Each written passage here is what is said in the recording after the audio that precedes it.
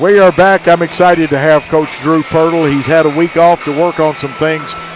Drew, I'm going to call it 2.5 quarters. We played as good as any team in the state against a team that's loaded with all-state football and basketball players. TCA held our own, got a little tired, and our normal rotation is messed up a little bit, but talk to the fans about that contest. Yeah, it was kind of a tale of two halves.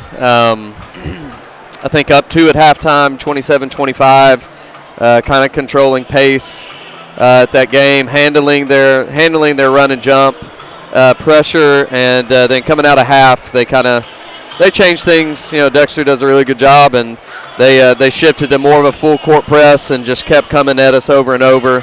Kind of wore us down and went on a little run and ended up pulling away, but.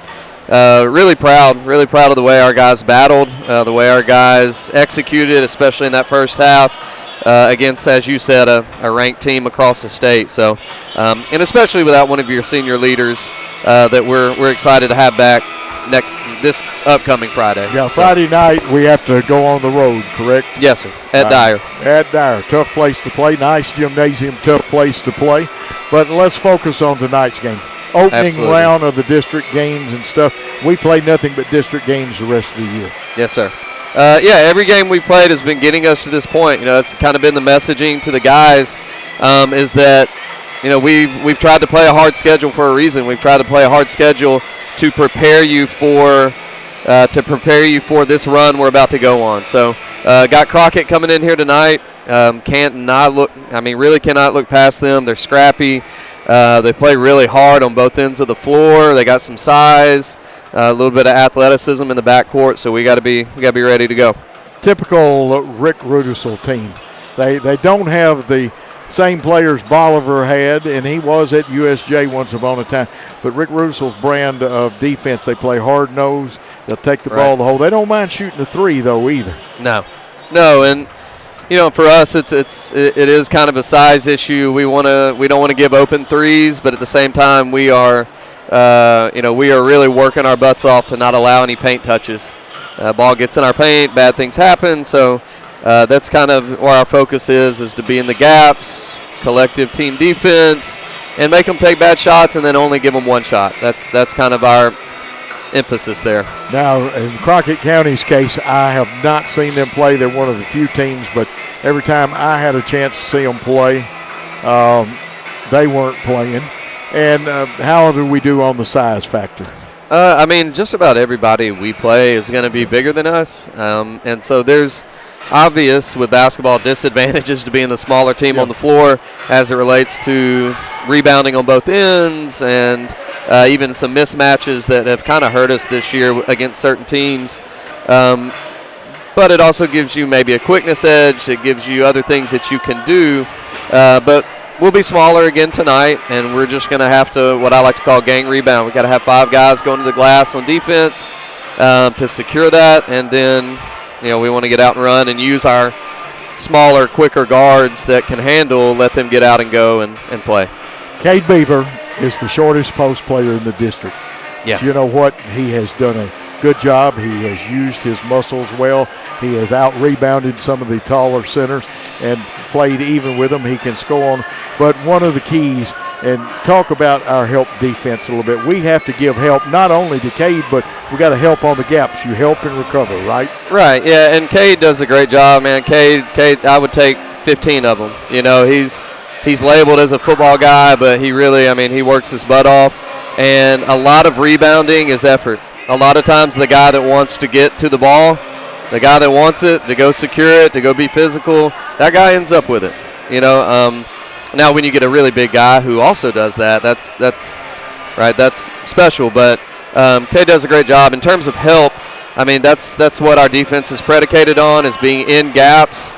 We don't want the ball getting to the middle. Okay, you just watch us and you'll see that or hear that from the sideline.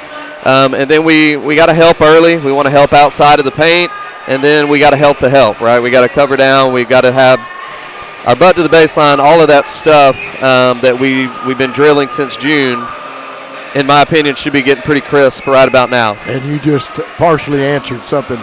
One of the fans last game said, boy, when we're helping the helper, we're good. Yeah. And Coach just acknowledged that. Coach Drew Pirtle is with us. We've still got a couple of minutes to go. Charges are important. I know Cade's taken several, but I believe Sam Tritt's taken several, and Keon's taken a couple of charges too. Yeah, so we got Cade far and away taking more charges.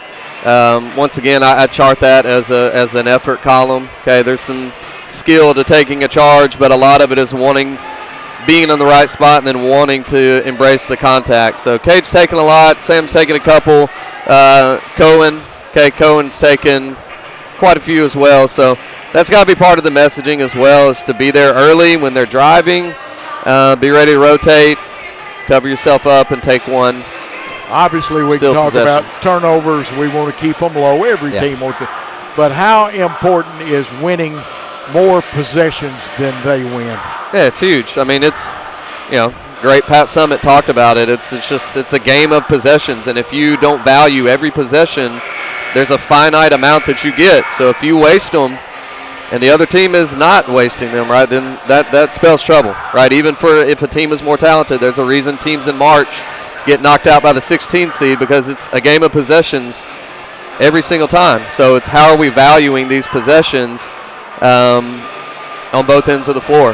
Absolutely. A lot of learning going on by the Hornets, but give me 2 keys to victory tonight. 2 keys, so limiting one shot. Like I said, we're smaller. I think we do a pretty good job typically of forcing a lot of times a bad first shot, but then if a team gets to get it again and shoot till they miss, obviously that's an issue. So securing the glass, being really disciplined to find somebody to tag every time a shot goes up. And then I think being patient, expecting some zone. If they go man, that's fine. That's what we're accustomed to. But in the zone, just being patient, passing up something that is a good shot to work for something that's great, and taking care of the ball in the process of doing that. Got about 20 seconds to say something to the Hornet Nation, but all good things come with time and patience. That's it right there. All good things come with time and patience, but we're ready to go 1-0 in the district tonight. I like that gleam in your eye tonight. That's right, man. Hey, ready to roll. We're going to win, baby, Let's as go. they say.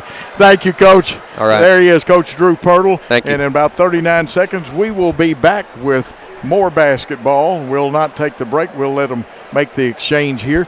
And Drew does such a great job. He's a great teaching coach. I've had a chance to see him play. We'll get Alex back in to the rotation here. I talked too long and didn't give us time to get a break in. Thank you. Great job by Drew Pirtle. Remember, Mirror Exchange is here covering that game tonight. And, Alex, we're just about ready to